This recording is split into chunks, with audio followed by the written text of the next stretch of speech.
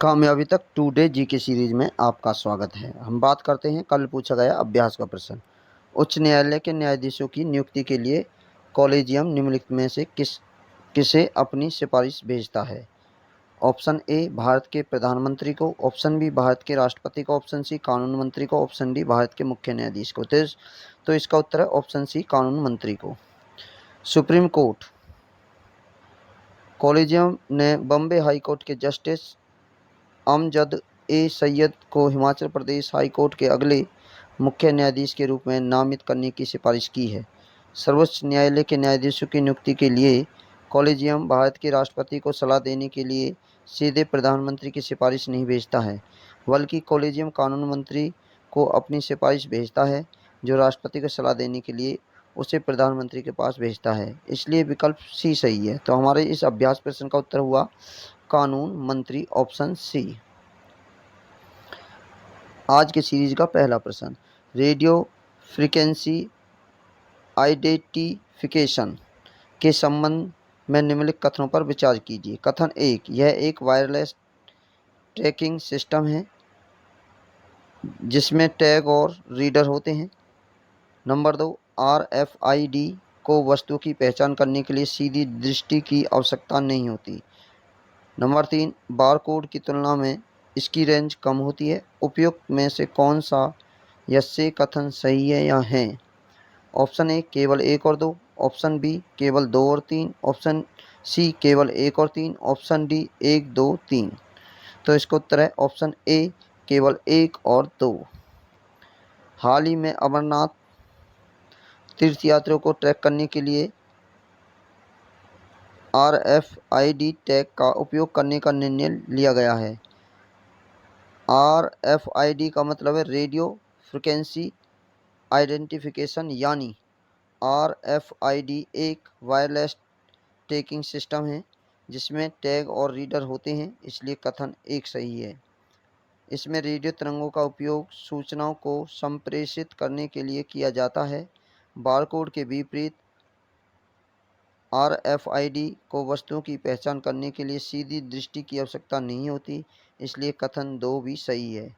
इसकी range barcode से भी ज़्यादा होती है, इसलिए कथन 3 सही नहीं है। तो इस प्रकार इसका विकल्प ए सही है। तो हमारे इस प्रश्न का उत्तर हो गया ऑप्शन ए केवल 1 और 2 दोनों सही हैं।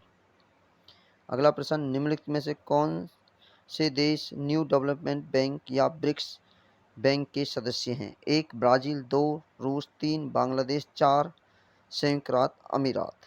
नीचे दिए गए कूटों में से सही उत्तर चुनिए। 1 केवल 1 और 2, बी केवल 1, 2 और 3, सी केवल 1, 2 और 4, डी 1, 2, 3 और 4। तो इसका उत्तर है ऑप्शन डी 1, 2, 3 और 4। विदेश मंत्री एस जयशंकर 19 मई को ब्रिक्स विदेश मंत्रियों की बैठक में भाग लेंगे। ब्रिक्स शिखर सम्मेलन की मेजबानी अगले महीने चीन करेगा। इस शिखर सम्मेलन में ब्रिक्स प्लस तंत्र के हिस्से के रूप में अन्य उभरते देश शामिल होंगे। पिछले साल ब्रिक्स समर्पित न्यू डेवलपमेंट बैंक में बांग्लादेश और UAE शामिल हुए थे। ब्रिक्स बैंकों के सदस्यों में शामिल हैं ब्राज़ील, रूस, भारत, चीन, दक्षिण अफ्रीका, बांग्लादेश और UAE, इसलिए विकल्प डी सही है। तो इस प्रकार हमारे इस प्रश्न का उत्तर हो गया विकल्प डी, ऑप्शन डी 1, 2, 3 और 4 सभी सही हैं। अगला प्रश्न, भारत में असमानता की स्थिति रिपोर्ट निम्नलिखित में से किस क्षेत्र में असमानताओं पर जानकारी संकलित करती है? 1 स्वास्थ्य, 2 शिक्षा, 3 घरेलू कार्य, 4 श्रम बाजार। नीचे दिए गए कूटों में सही उत्तर चुनिए। ऑप्शन ए केवल 1 और 3, ऑप्शन बी केवल 1, 2 और 3, ऑप्शन सी केवल 1 और 2, ऑप्शन डी 1, 2, 3 और 4। तो इसका उत्तर है ऑप्शन डी 1, 2, 3 और 4। हाल ही में प्रधानमंत्री की आर्थिक सलाहकार परिषद EAC-PM के अध्यक्ष डॉक्टर विवेक देवराय द्वारा भारत में असमानता की स्थिति रिपोर्ट जारी की गई है। यह रिपोर्ट स्वास्थ्य, शिक्षा, घरेलू कार्य और श्रम बाजार के क्षेत्रों में असमानताओं पर जानकारी संकलित करती है। इसमें 2 भाग होते हैं, आर्थिक पहलू, सामाजिक आर्थिक अभिव्यक्ति।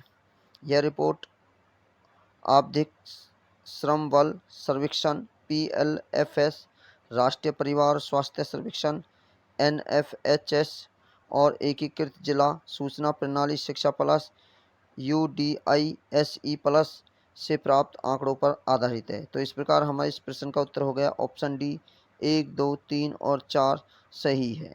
अगला प्रश्न, कौन सा संवैधानिक अनुच्छेद सर्वोच्च न्यायालय को उसके समक्ष लंबित किसी भी वाद में पूर्ण न्याय करने के लिए आवश्यकता आदेश पारित करने का अधिकार देता है? ऑप्शन ए अनुच्छेद 141, ऑप्शन बी अनुच्छेद 142, ऑप्शन सी अनुच्छेद 143, ऑप्शन डी अनुच्छेद 144। तो इसका उत्तर है अब ऑप्शन बी अनुच्छेद 142।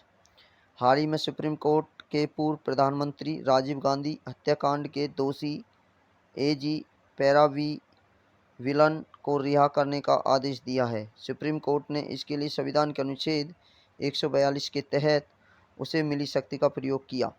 अनुच्छेद 142(1) के अनुसार सुप्रीम कोर्ट को अपने समक्ष लंबित किसी भी मामले में पूर्ण न्याय करने के लिए आवश्यक कोई भी आदेश पारित करने का अधिकार है, इसलिए विकल्प बी सही है।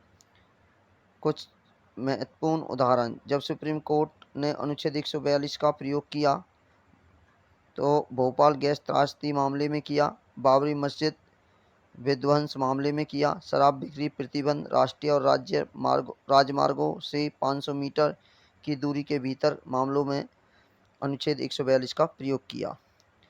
अगला प्रश्न, पुरी हेरिटेज कॉरिडोर परियोजना के संबंध में निम्नलिखित कथनों पर विचार कीजिए। एक, यह एक केंद्र सरकार की परियोजना है जिसकी कल्पना 2016 में की गई थी। 2, इसका उद्देश्य शहर को विरासत के रूप में अंतर्राष्ट्रीय सतान में बदलना है। उपयुक्त में से कौन सा या से कथन सही है या है? ऑप्शन ए केवल 1, ऑप्शन बी केवल 2, ऑप्शन सी दोनों 1 और 2, ऑप्शन डी न तो 1 न ही 2। तो इसका उत्तर है ऑप्शन सी दोनों 1 और 2।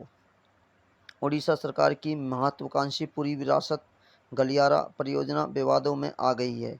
यह परियोजना राज्य सरकार की बुनियादी सुविधाओं और विरासत व वास्तुकला के विकास योजना के विस्तार का एक हिस्सा है, इसलिए कथन 1 सही नहीं है। शहर की विरासत के एक अंतर्राष्ट्रीय सतान में बदलने के लिए 2019 में इस परियोजना का अनावरण किया गया था, इसलिए कथन 2 सही है। इस परियोजना में पर्यटकों के लिए शहर के प्रमुख हिस्सों और मंदिरों के आसपास के क्षेत्रों का पूर्ण विकास करना शामिल है। 12वीं शताब्दी का जगन्नाथपुरी मंदिर एक केंद्र संरक्षित स्मारक है। माना जाता है कि मंदिर का निर्माण 12वीं शताब्दी के पूर्व गंग राजवंश के राजा अनंतवर्मन चौड़गंग देव द्वारा किया गया था।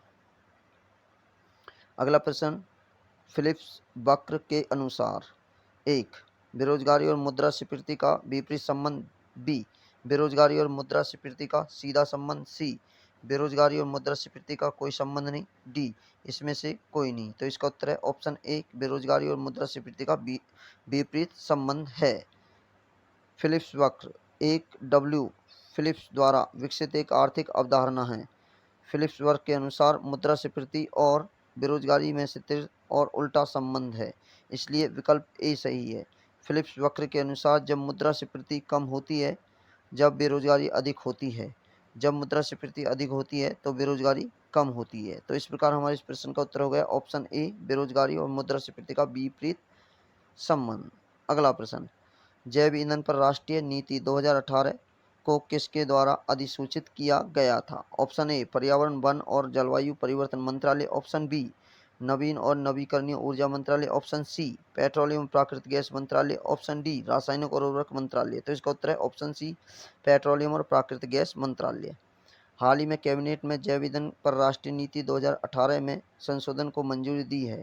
पेट्रोलियम प्राकृतिक गैस मंत्रालय द्वारा जैव ईंधन पर राष्ट्रीय नीति 2018 को अधिसूचित किया गया था, इसलिए विकल्प सी सही है। इस नीति में स्वीकृत मुख्य संशोधन, जैव ईंधन के उत्पादन के लिए अधिक फीड स्टॉक्स को मंजूरी, पेट्रोल में 20% इथेनॉल के मिश्रण के लक्ष्य को 2030 में पहले 2025-26 में ही प्राप्त करने के लिए कदम उठाना, मेक इन इंडिया कार्यक्रम के तहत विशेष आर्थिक जोन SEZ निर्यातोन्मुख इकाइयाँ EOU द्वारा देश में जैव ईंधन के उत्पादों को प्रोत्साहित करना, विशेष मामलों में जैव ईंधन के निर्यात की अनुमति देना। तो इस प्रकार हमारे इस प्रश्न का उत्तर हो गया ऑप्शन सी, पेट्रोलियम और प्राकृतिक गैस मंत्रालय।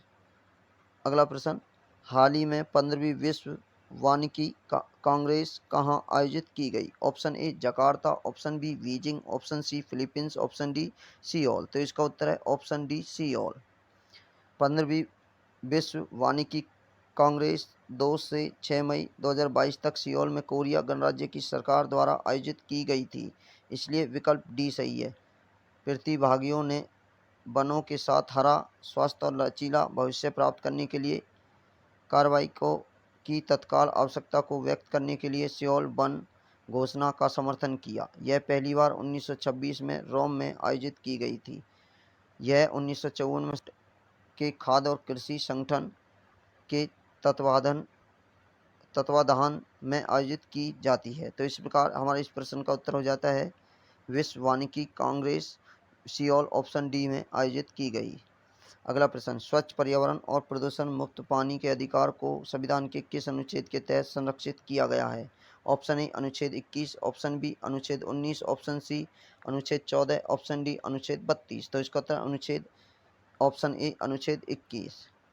नेशनल ह्यूमन राइट कमीशन ने पर्यावरण प्रदूषण और मानव अधिकारों के क्षरण के प्रभाव को कम करने के लिए संदर्भ में केंद्र और राज्य सरकार को एक सलाह जारी की है। संविधान का अनुच्छेद 21 जीवन के अधिकार और मानवीय गरिमा के साथ जीने का अधिकार प्रदान करता है। स्वच्छ पर्यावरण और प्रदूषण मुक्त पानी के अधिकार को अनुच्छेद 21 में जीवन के अधिकार के तहत संरक्षित किया गया है, तो इसलिए विकल्प ए सही है। सुप्रीम कोर्ट ने पिछले साल कहा था कि प्रदूषण मुक्त पानी एक मौलिक अधिकार है जिसे एक कल्याणकारी राज्य सुनिश्चित करने के लिए बाध्य है। तो इस प्रकार हमारे इस प्रश्न का उत्तर हो गया अनुच्छेद 21 ऑप्शन ए। अगला प्रश्न, निम्नलिखित में से किसके द्वारा विश्व शासन सूचकांक संकेतक जारी किया जाता है? एक विश्व आर्थिक मंच, बी विश्व बैंक, सी अंतर्राष्ट्रीय मुद्रा कोष, डी ट्रांसपेरेंसी इंटरनेशनल। तो इसका उत्तर है ऑप्शन बी विश्व बैंक के द्वारा। विश्व बैंक विश्व शासक संकेतक जारी करता है। विश्व बैंक का विश्व शासक संकेतक 200 में से अधिक देशों की रैंकिंग प्रदान करता है, इसलिए विकल्प बी सही है। रैंकिंग मामले के 6 आयामों पर आधारित है। आवाज़ और जवाबदेही, राजनीतिक स्थिरता और हिंसा की अनुपस्थिति, सरकारी प्रभावशीलता, नियामक गुणवत्ता, कानून का शासक, भ्रष्टाचार पर नियंत्रण। तो इस प्रकार हमारे इस प्रश्न का उत्तर हो गया विश्व बैंक ऑप्शन बी। आज का अभ्यास प्रश्न, भारतीय नौसेना की एंटी शिप मिसाइल के संबंध में निम्नलिखित कथनों पर विचार कीजिए। कथन 1, यह भारतीय नौसेना के लिए पहली स्वदेशी air launch anti ship missile system है। 2, मिसाइल मार्गदर्शन प्रणाली में अत्यधिक नेविगेशन प्रणाली और एकीकृत एवियोनिक्स शामिल है। निम्नलिखित में से कौन सा या से कथन सही है? ऑप्शन ए केवल 1, ऑप्शन बी केवल 2, ऑप्शन सी 1 और 2 दोनों, ऑप्शन डी न तो 1 न ही 2। तो इसका उत्तर आप हमें कमेंट बॉक्स में दीजिए। और वीडियो अच्छी लगी हो तो वीडियो को ज़्यादा से शेयर कीजिए, कम से कम 50 दोस्तों पर। जब तक के लिए आप सुरक्षित रहिए, पढ़ते रहिए। कल मिलते हैं अन्य नए प्रश्नों के साथ।